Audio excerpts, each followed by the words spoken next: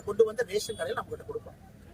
இதுல பாத்தீங்கன்னா தெரியும், தமிழக அரசு கொடுத்த வேட்டியை காந்தி அண்ணன் அவர்கள் என்ன கொள்முதல் பண்ணி மக்களுக்கு கொடுத்தாங்களோ, பாலியஸ்டர் வந்து 78%, காட்டன் 22% இருக்கு. இதான் வந்து விஞ்ஞான ஊழல்.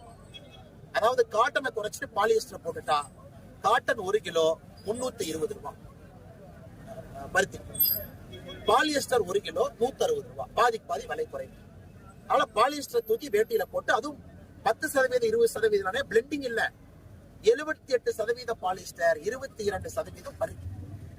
இத ஆதாரபூர்வமா வெளியிடணும். சாம்பிள் இருந்து எல்லாம் வச்சிருக்கோம். இதை பாரதிய ஜனதா கட்சி தமிழ்நாட்டினுடைய லஞ்ச ஒழிப்புத்துறை DVAC அவங்க கிட்ட அபிஷியலா நாளைக்கு காலையில கம்ப்ளைண்ட் கொடுக்க போறாங்க. டெஸ்ட் ரிப்போர்ட், சாம்பிள், வேட்டி எல்லாம் கூட. இதையாச்சும் முதலமைச்சர் நடவடிக்கை எடுப்பாரா?